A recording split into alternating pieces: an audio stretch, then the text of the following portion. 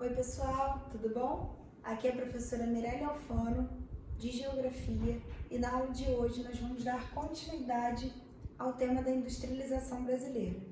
Assim, na primeira parte nós vamos estabelecer uma relação entre a Primeira Guerra Mundial e um surto de desenvolvimento da indústria a partir do modelo de substituição de importações, e em seguida nós vamos falar da ascensão de Getúlio Vargas ao poder, trazendo, por meio de uma política nacionalista, o desenvolvimento da indústria de base no país.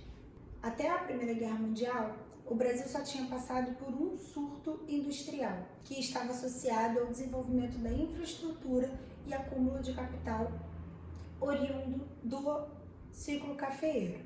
Assim, com a Primeira Guerra, que dura entre 1914 e 1918, houve uma redução da exportação do café pelo fato dele ser um produto supérfluo, que no período de guerra e de crise econômica dos países passa a ser cortado, e também uma queda na importação de bens de consumo por parte dos brasileiros, já que a produção industrial dos países estava comprometida por conta do desenrolar da Primeira Guerra. Assim, a gente percebe que acontece um desenvolvimento da indústria nacional por meio de um modelo de substituição de importações, que vai levar em consideração que o mercado consumidor nacional vai gerar uma demanda por produtos brasileiros em relação à indústria de bens de consumo semiduráveis e não duráveis, que produziam artigos têxteis, alimentícios e também calçados. Um outro evento muito importante que tem dimensão mundial e que vai alterar o rumo da política e da economia brasileira é a quebra da Bolsa de Nova York, a partir do momento que ela vai gerar uma redução da exportação de bens primários, vai gerar uma crise no país, que obviamente se estende pelo mundo todo e que vai marcar a decadência de uma oligarquia agroexportadora que ocupava o poder e marca a ascensão de uma figura muito emblemática para o processo de industrialização brasileiro, o Getúlio Vargas. Assim, o Vargas ele vai enxergar que é necessário desenvolver um outro campo da economia brasileira que deixe ela menos vulnerável à demanda de exportação de produtos primários. E como Vargas faz isso? Em linhas gerais, sem querer me aprofundar muito no campo da história, ele vai conseguir apoio político de diversos segmentos, que vão ser representados pela elite agrária a partir do momento que ele vai tentar manter o preço do café comprando, estocando e até queimando. Ele vai incentivar uma burguesia industrial.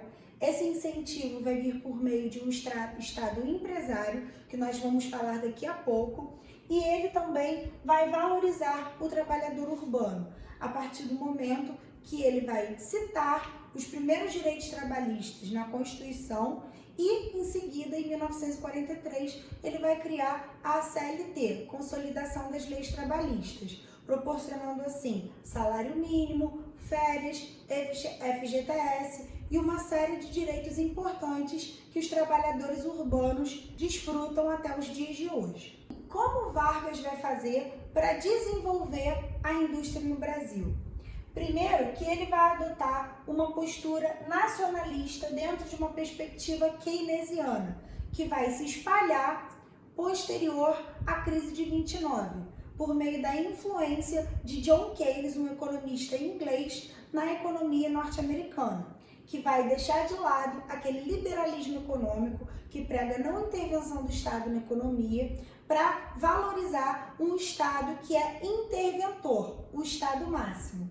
Assim, o Vargas ele vai tentar valorizar e proteger a economia nacional por meio dessa intervenção que eu acabei de falar, da desvalorização da moeda nacional, para que assim os produtos nacionais fiquem mais baratos do que os produtos importados. Essa desvalorização vai acontecer em relação ao dólar e também por meio da criação de tributos sobre bens estrangeiros, para tentar proteger e valorizar mais uma vez os produtos brasileiros.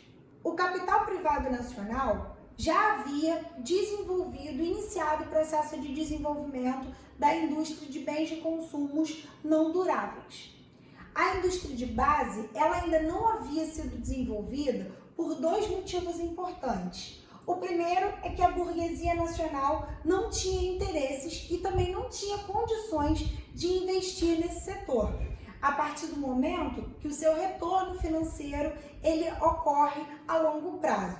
Associado a isso, durante a Segunda Guerra Mundial, que vai durar de 39 a 45, Vargas vai perceber uma dificuldade de importar maquinários e produtos que abasteçam a indústria de bens de consumos não duráveis.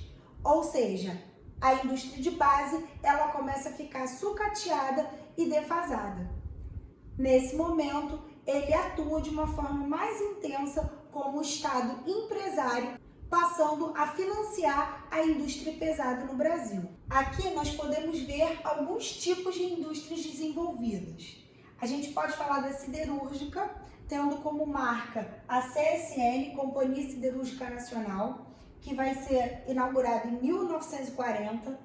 A indústria de mineração, marcada pela Companhia Vale do Rio Doce, em 1942. A indústria de mecânica pesada, marcada pela Fábrica Nacional de Motores, em 1943. A indústria química, marcada pela Fábrica Nacional de Álcalis, em 1943. E também a energia hidrelétrica, por meio da CHESF, Companhia Hidrelétrica do Vale do São Francisco, em 1945. Assim, gente, por meio de uma política nacionalista e interventora, o Vargas ele vai desenvolver um setor industrial no Brasil que, como eu havia dito, a burguesia nacional não tinha interesse nem condições de desenvolver, ficando ele marcado como um dos responsáveis por parte considerável do processo de industrialização no Brasil. Fechamos essa aula por aqui e na aula seguinte nós daremos continuidade falando do governo Dutra e do seu plano SALT, do segundo governo de Getúlio Vargas e do período JK. Espero vocês. Um beijo.